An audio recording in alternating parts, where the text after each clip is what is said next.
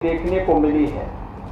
और जब हम पीलीभीत की बात करते हैं तो पीलीभीत में यहां पर शारदा नदी के कारण, देवहान नदी के कारण, इन सभी में काफी बड़े पैमाने पर यह चीजें देखने को मिली, जिनमें सदर तहसील के 16 गांव, बीसलपुर तहसील के 33 गांव, पूरनपुर तहसील के 60 गांव, कलीनगर तहसील के 20 गांव और अमरिया तहसील के 23 गांव का कृषि आबादी भी और कृषि भी इसके कारण प्रभावित हुई है।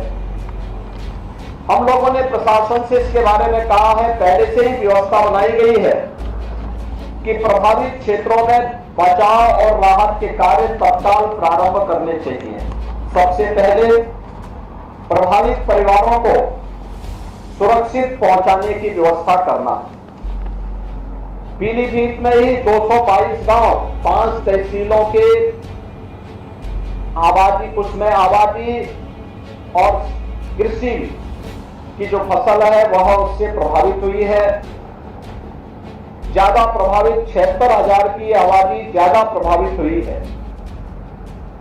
इसके लिए नौकाएं लगाई गई हैं, मोटर बोट लगाई गई हैं, खाद्यान्न के पैकेट और लंच पैकेट बनाने के आदेश दिए गए हैं।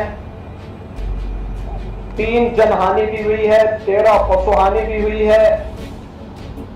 इसके साथ ही पशुओं के लिए चारे की व्यवस्था के लिए भी उन्हें आदेशित किया गया है।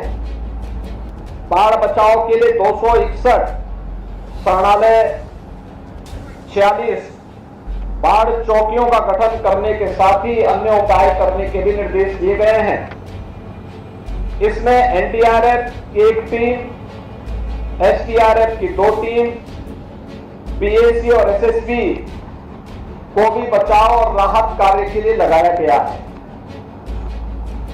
यहां पर जो बाढ़ पीड़ित हैं उनके लिए सरकार ने बहुत सारी सुविधाएं देने के लिए निर्देश दिए हैं। जैसे हर बाढ़ पीड़ित को जो गांव मैरुंड हो चुके हैं, जहां जल जग गया है, वहां पर जहां घरों के अंदर पानी घुस गया है, वहां पर उनके लिए कम्युनिटी किचन की व्यवस्था, जहां पर लोग आए, भोजन वगैरह उनको बिना भेदभाव के भोजन की सुविधा प्राप्त हो सके। जो पीड़ित परिवार हैं, प्रभावित परिवार हैं, जो अलग से भोजन बनाना चाहते हैं, उनके लिए 2 पैकेट उपलब्ध कराए जा रहे हैं, जिनमें 5 किलो लाई, 2 किलो भुना चना, 1 किलो गुड़, 10 पैकेट बिस्किट, 1 पैकेट माचिस, 1 पैकेट मोमबत्ती, 2 नहाने का साबुन, 20 लीटर का पानी के लिए 1 जैरकिन और तिरपाल, ये उन्हें उपलब्ध करवाने के निर्देश दिए गए हैं। और द्वितीय पैकेट में 10 किलो आटा, 10 किलो चावल और 2 किलो अरहर की दाल, 10 किलो आलू,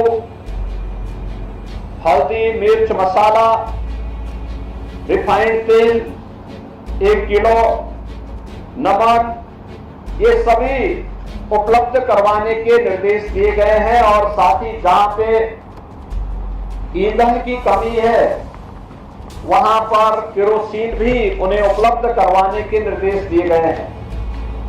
हमारे माननीय विधायकगण, मंत्रीगण, स्वयं केंद्रीय मंत्री श्री जितिन प्रसाद जी भी यहां पर रह करके बाढ़ प्रभावित क्षेत्रों में जनता जनार्दन की सेवा में लगेंगे।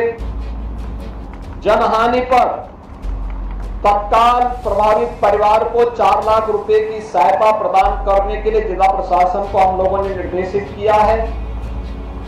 पशु हानि पर भी तत्काल रिपोर्ट लगा करके उस परिवार को 24 घंटे के अंदर आर्थिक सहायता मिल जानी चाहिए। इसके साथ ही यह भी निर्देश दिए गए हैं कि जहां फसल खराब हुई है, तत्काल सर्वे करा करके उनके खातों में हम पैसा उपलब्ध करवा दें, तत्काल पैसा उस परिवार को उपलब्ध हो जाए जिससे वह फिर से अपनी नई फसल को लगाने की तैयारी कर सके। और जहां पे जल जमाव ज्यादा है उस जल जमाव से बचाव के लिए प्रशासन युद्ध स्तर पर लग करके जनता जनार्दन की सेवा करे। आज इसीलिए मैं स्वयं जल शक्ति मंत्री को लेकर के, केंद्रीय मंत्री श्री जितेंद्र प्रसाद जी को लेकर के इन सभी बाढ़ क्षेत्रों का दौरा कर रहा हूं। गोरखपुर और पीलीभीत से पानी निकल चुका है क्योंकि शारदा नदी का पानी काफी नीचे जा चुका है, लेकिन बीसलपुर की तरफ अभी पानी काफी ज्यादा है। मैं बीसलपुर की तरफ से भी होके आया हूं, वहां पानी ज्यादा लगा हुआ है और वहां पर भी बचाव और राहत के कार्य को इस स्तर पर आगे बढ़ाने के लिए हम लोगों ने यहाँ के प्रशासन को निर्देशित किया है। आज के इस अवसर पर मेरी आप सबसे अपील होगी, आप लोग भी जो बाढ़ से प्रभावित क्षेत्र हैं वहां पर ग्राम पंचायतें बड़ी नौकाओं की व्यवस्था करके रखें।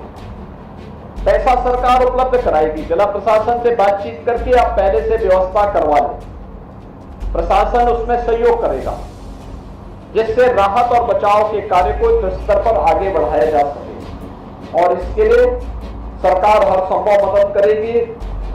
मुझे 2-3 चीजें यहाँ पे और कहनी थी। एक, जहां पर नदियां काफी उथली हो चुकी हैं वहां पर नदियों को ड्रेजिंग करके चैनलाइज करने के लिए भी मैंने विभाग के मंत्री से कहा है कि वहां नदी की धारा ऐसी मोड़ी जाए जिससे खेत और लोगों की जमीन न कटे।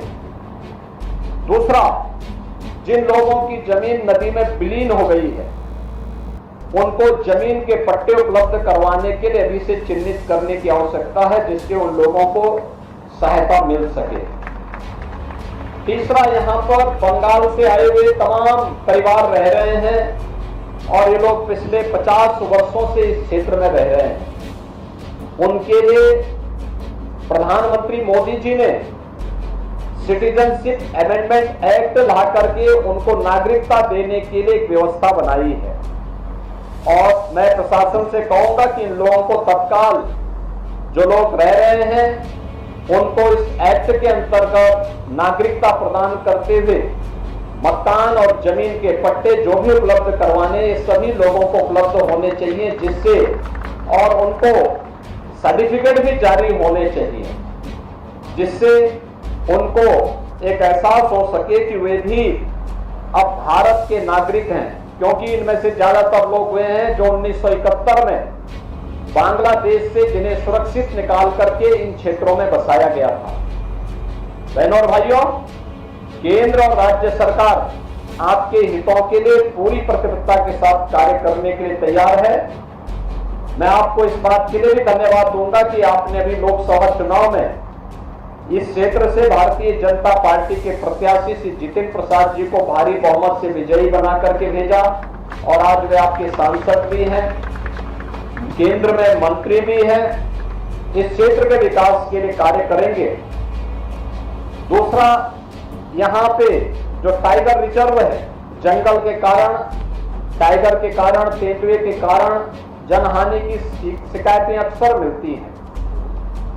हमें इस बात को ध्यान में रखना होगा कि जो खेत जंगल के पास हैं वहां पे हमने सोलर फेंसिंग के लिए पैसा स्वीकृत किया है।